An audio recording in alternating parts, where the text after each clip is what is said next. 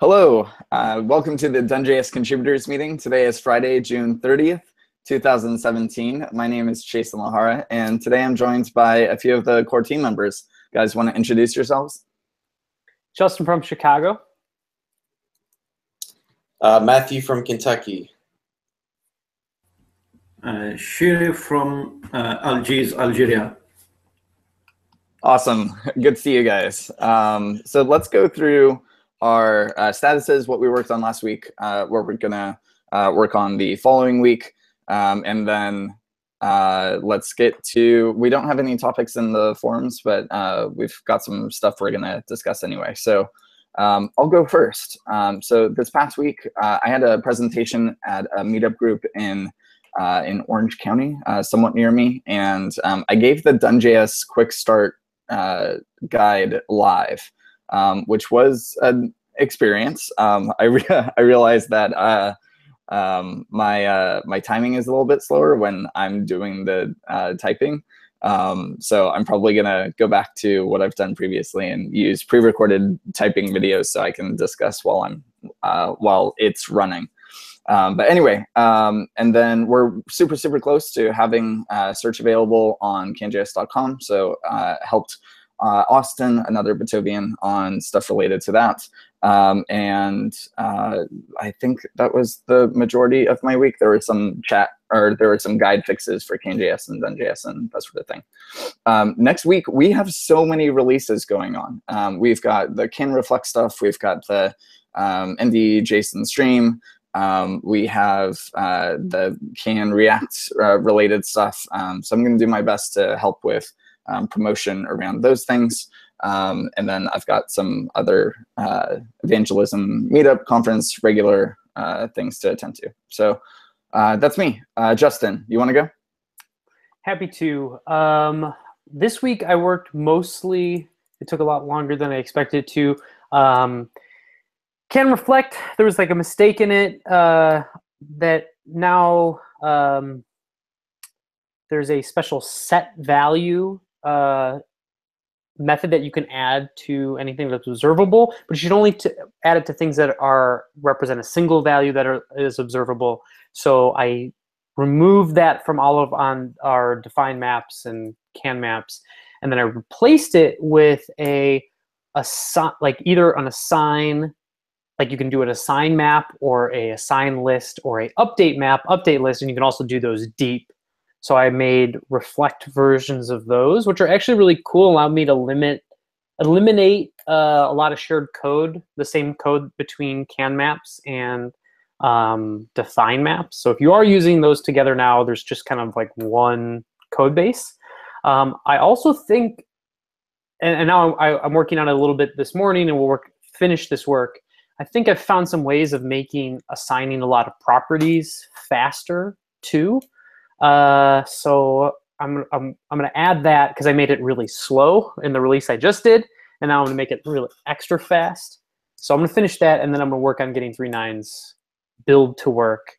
And then next week, especially because of some information that maybe just came up like in the last couple minutes, I might really be putting the effort towards the other binding syntaxes. So maybe that will land sooner than later. So that's it for me. Cool, sounds great. Matthew, you want to go? Yeah, I'm working on incremental rendering for DoneSSR. I have an example application. I actually got it working kind of this week. I got it so that it correctly updates all the instructions, so it can actually render itself. The only problem is there's a flash of unstyled content because the CSS is not part of the initial load that goes out to the client. So today I'm going to fix that so that the page has all the necessary styles attached to it. And it'll actually work really well. So hopefully once I get that done, I'll be able to do more comparisons between the different approaches, like visual comparisons, so you can kind of see the difference. Yeah, so hopefully I think I've said this several times, but hopefully that we'll be able to release this and do the whole article thing and all that kind of stuff here soon, start promoting it. Yeah, sounds great. Sheriff, Okay, I finished fixing the issue of using plain JS objects with the sub templates and can stash. I fixed it today because the whole week I was busy with the family for the end of Ramadan and the Eid, and I saw how I can fix the generator DoneJS for adding doc type to the tests files. This was for this week, and for next week I will continue to add doc types for the generators for testing files, and I will see how I can help to fix other bugs in DoneJS and CanJS libraries. Awesome. Sounds great. Thank you. Yeah, thank you. Okay, let's go to the topics. So there, I don't think there's anything in the forums, but Matthew, you just published a blog post today. Do you want to talk a little bit about it? Yeah, I think it's a good idea. I think we've definitely talked about this feature before on the Hangouts, but you know, it's very easy to forget about those kinds of things or to not really understand the context. So I think discussing this in this capacity will make it a bit easier for people to understand. So what kind of an initiative that we've been taking on, you can see this article at blog.patobi.com. Initiative that we've been taking on recently, Manuel is kind of heading this up, is this new loader, this new production-oriented loader. And the purpose of this is that is to have like kind of the minimum amount of code necessary to like load your application. Steel has always been performance. It's always thought about performance. It was one of the first loaders to ever do progressive loading. Maybe the first. It's done it forever. We've always kind of recognized the need to optimize for the initial page load for the user. But there's a lot of features that exist within Steel that are just not stuff that is actually used in production. You know, Steel can load npm packages and do all that stuff, and that's awesome for development purposes. It makes it much easier to use, but it's not necessarily something you don't want that code to run in production when it's not really doing anything. It's doing stuff that's kind of understood at build time. So what the Slim initiative is to kind of take all those features of Steel and make them happen at build time rather than at runtime, if that makes sense. So there's still is stuff that does need to happen at runtime, such as dynamic loading. That's a runtime thing. When you use steel.import or system.import. Plugins like CSS have kind of their own logic for handling uploading, so that's something that happens at runtime. So that kind of stuff does exist, but we wanted to make it so that this loader is kind of pluggable to where it can detect for you what features your application actually uses and only add those features to your loader. So as an example of that, if you have just a very basic application that is just one single bundle, that's all the code, you don't do any progressive loading or anything, it's going to attach a very small loader to kind of execute all that code, and that's only 323 bytes, so it's very, very small. Now if you start to use progressive loading, it's going to attach a little bit more so that it can like dynamically load other bundles and that sort of thing, and that adds another 1.7K. But compared to Steel production, which is what most people use today, that's 22 kilobytes. So it's like it's so much smaller. That is amazing. That is really, really awesome. Yeah. And then if you use CSS, like the CSS stuff is not included here, right? But most people do use CSS or use less. That's going to add a few more K. Not very much in that case, I don't believe. I don't have the numbers for that right now. But yeah, the idea is that you start using features, it's going to add just a tiny bit more weight, but it's only going to add the features that you use. So yeah, the article is kind of about kind of the roadmap for releasing this, as it's pretty big change in Steel and the way Steel works. The idea is that Steel.production still exists. You can still use that if you need it. Slim doesn't support every feature that still supports currently. And this article is talking about our plan to kind of to fix that. We wanted to, we want to go by release early and often, that whole idea, and make sure that we get stuff out to the users to start trying out and finding bugs and that sort of thing. So we want to release it in different phases. First phase, which is actually going to go out next week, I'd say probably Wednesday. It does all of these things I just talked about. You're able to use Steel CSS, Steel Less to import styles. It supports progressive loading. It has a really awesome feature, I think, in that it works with async script tags. So what that means, if you know all of the bundles that a page needs to load, you can just add those script tags all in a row. And I don't know if you don't know how async script tags work, it's kind of like a fire and forget. It's like, hey, load this thing. Whenever you happen to have it loaded, go ahead and execute that. It's possible that cart might load before main.js, maybe cart.js is really small and main.js has more code in it, so it loads a little bit slower. So it's kind of cool that in a way that kind of do all these things in parallel, and then it's going to figure out, it's going to know when everything's actually loaded, and it can actually start executing stuff. So it's really cool in that way. And also, it doesn't block page rendering. Hey Matthew, will that for browsers that don't support async, like it'll just default to loading it the normal way? Will that? So. I don't know. I don't know when async. We support IE9 now as kind of our baseline. I don't know when async was added, so I'm not sure. But yeah, I'm pretty sure. Yeah, I'm sure that browsers that don't support async will just treat this as just normal script tags and load them in order. But how does I assume what's happening is cart is loading and it's registering itself as is there something that you're all doing like we do with link tags that you're looking for? So are you asking how it will work with browsers that do support async? Yeah.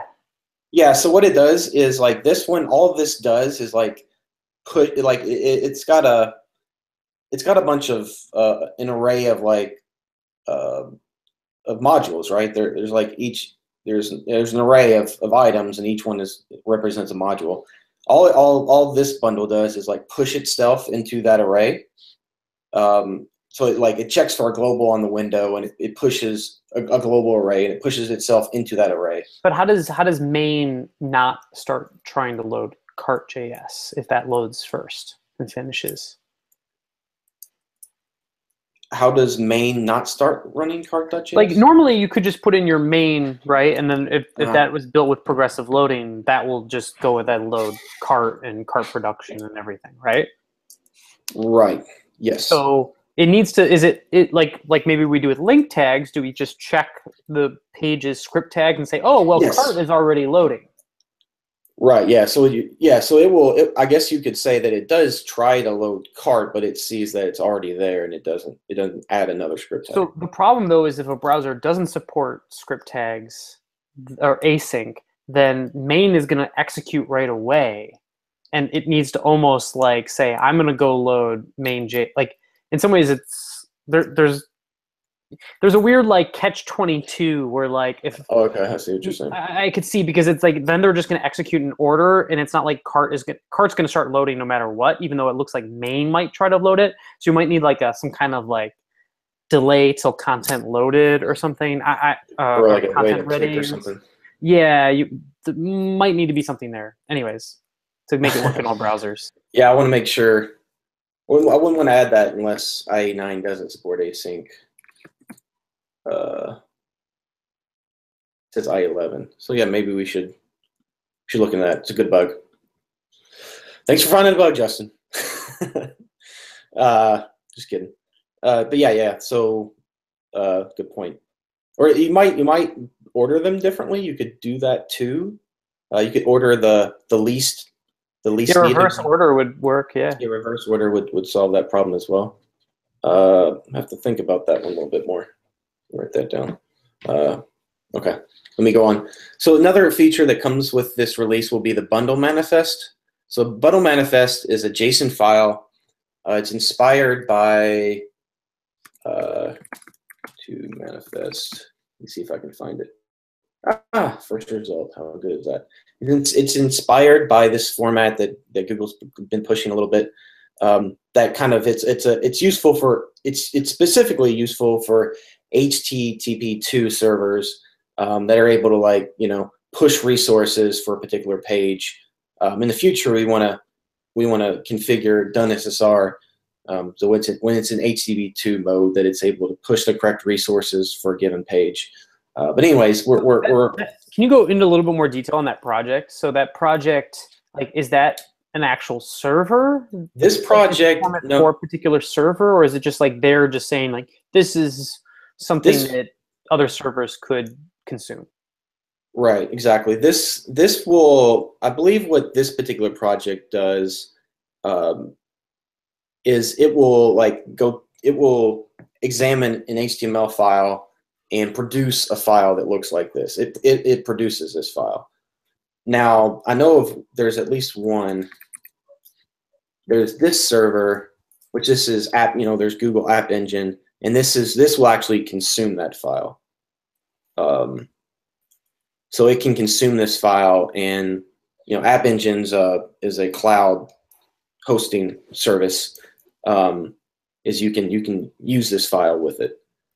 Our file is not quite ready for this because it doesn't have paths. I mean, for this to work, you need to, well, excuse me, it does have paths, but you have to associate a given route with like all the different files that you want to push. Currently, ours doesn't do that because Still Tools is not really aware of paths of like routes. It's not aware of server routes. It's only aware of like bundles. But bundles are usually used to associate a given route, right? Is you have a bundle for your home page, and that's usually like slash, and then you have like the order history page in this place my order example. So usually the bundles correspond one-to-one with a particular route. We just don't have that information in Still Tools currently to make the manifest work with like something like this. But that's something that we definitely want to fix and add that in the future. But yeah, DoneSSR will be able to consume it either way. And then we're talking about ways to make this easier for people who are using PHP or something like that, to where they can use this information as well. DoneSSR, it could do a lot of what that other project was doing as well, right? Because it could see image tags and stuff like that. Yeah, potentially it could. Potentially it could. When I mean, it can do a lot of things. Like there's this concept of weights, and these weights are kind of probably spent 10 minutes thinking about what the weights should be. I think we'll probably put a lot more thought to it in the future. But weights provide a way to say, some things are prioritized over other resources. So there might be some resources, like some JavaScript that you push right away, but then there might be some that you don't. There might be some that you add a script tag for that doesn't push, that waits till a browser does it. So we can use this information to like intelligently do that kind of thing. I would imagine all of the bundles would be the highest priority because they'd all have to download for the whole app to run. Well, you want the CSS to load first, though, usually. True. You're right. So CSS would be like one higher than JavaScript or something. Mm-hmm. That's right. Well, but you would want the progressively loaded. You would potentially want the progressively loaded stuff to be weighted lower, because you think about like you're rendering an app. You might render like a skeleton for the page. Okay, you're talking about like you would load your nav. Your Yeah. navigation code would come in like the main bundle. Right. And then you progressively load like that particular page or something like that. So, okay. Weighting has the potential to provide that. So yeah, right now we're producing this JSON file, and we hope to make it more compatible with the servers that implement this. But we're gonna I'm gonna keep looking to see like what other servers or what other frameworks and what other what other communities, what formats they do, because this might not turn out to be the best format in the future, but it's part of this release. All right. So that's all of phase 1. Phase 2, like I said, we're doing this in steps because we want to make sure that we get stuff out to, people who can use it right away. But if you're using some more advanced features, a lot of this is stuff that we use in DoneJS. We're going to focus on, like, a lot of people use IMS configuration to have different different configuration for like production versus development mode. We're going to try to figure out how we can enable that. Still conditional is one plugin that does have like some runtime stuff it has to do. We want to implement that as well. Currently, it won't run in Node.js because it assumes it's running in the window environment. So Node.js is what you would want to do if you're doing server-side rendering.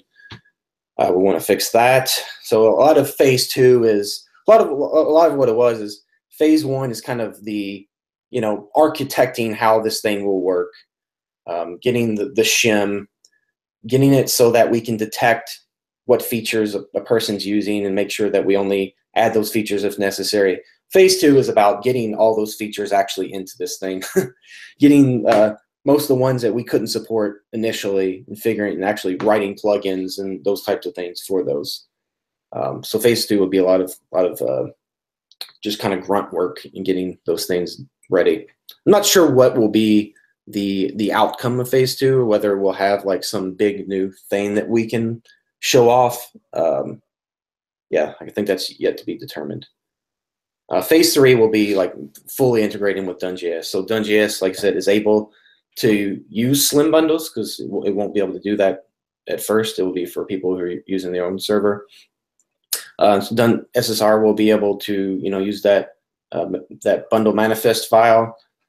Then if there's like changing still Cordova and those types of things, and then creating a generator so that you can add this to your application, and then hopefully a future version of DoneJS will try to make this the default. Is that puppy slimming down? Well, he's supposed to be. It's not working now. Hopefully the GIF. Yeah, he is slimming down. He's on the treadmill. He's doing the sideways treadmill thing. He's not really slimming down. He's kind of like cheating a little bit there, but we won't cheat and slim. That's awesome, Matthew. I'm super excited for. Let me stop presenting you. I'm super excited for this stuff. Does anyone have any other comments on what Matthew showed? I just think it'd be cool if like the DoneJS next, like kind of the next big DoneJS, if we get the progressive rendering working, and we have with HTTP2 push, and we have these async tags as well, and the slim loader, if that is all integrated, I mean, I think we would talk about a real sizable performance benefit for apps like load times, right? Because we'd be able to, a user would go to them, right? Let's just envision like what, Brian or Matthew, do you know HTTP2 support for browsers? It's kind of it's spotty right now. There's a lot of browsers that support some HTTP2 features, but there's definitely a lot of like certain things don't work well and that kind of thing. So how many support, like, let's just say just push? You can just push out JavaScript assets. Chrome and Safari. I'm not sure if Firefox Safari? That would be really interesting. I believe so. Let's just say they all do. All the cool ones will by the time we've got this done, right? And then especially if the server-side rendering, incremental rendering stuff is done, if you've got one of these browsers, what will happen is you will go to a website, and then that DoneJS server-side rendering will know all of the static assets that you are going to load, including these script tags, and it will send out. It'll start pushing them all to you. and it will send you back a skeleton HTML with like almost whatever your page looks like before it got any data. It will send that out to you right away. And then it's going to be a race to the finish between the client and the server, where the server is going to say like, okay, we're going to start building up the HTML, and we're going to also stream out. Not only are we streaming out the JavaScript assets and things like that, and images possibly, and your CSS is what that you need. We're also going to send out any additional HTML that you would need to build yourself.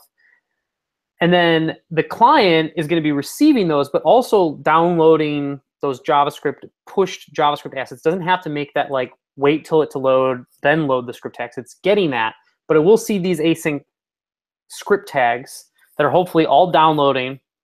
And then once those, it's going to be a race to when those script tags and JavaScript fully loads, then it will take over continuing to render. But in the meantime, it can be getting pushed out incremental updates. So it's gonna be a really, like, performance-wise, just a very different game. And I would say that, like, you know, Sheriff, right? Like the thing is what I think we need to do it better, especially on the DoneJS side of communicating, I think, is that like we are tackling the performance issues that really matter, generally speaking.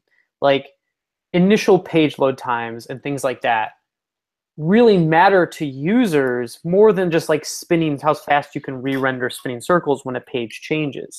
It's that initial page load time. And I think that's what we're really, you know, the next version of DoneJS is going to solidify that advantage with our stack even more, because we'll just be doing things that, like, you know, nobody else is really trying yet. So I'm pretty excited about it. Yeah, I think a lot of people are waiting on HTTP too, because there's still a lot of things like it doesn't. One problem with push is like it doesn't know what's in the browser cache. So it's possible you can push stuff that the browser already has cached. I have some ideas, some hack workarounds to fix that with like cookies and that kind of thing. So yeah, because the browser will always send its cookies. It could include its cookies. Yeah, like some kind of identifier. Right. Maybe. I think there's ways around it. Yeah. But there's still some problems. But yeah, I think it'd be really cool if we're kind of leading this charge. Yeah. Cool. Anyone have anything else that they wanted to talk about, show off, discuss? Nope. Nope. Okay, cool. Thank you guys for joining. Everyone who is watching on the live stream or on YouTube afterwards, thanks for watching, and see you guys next week. See ya. See you all. Thank you.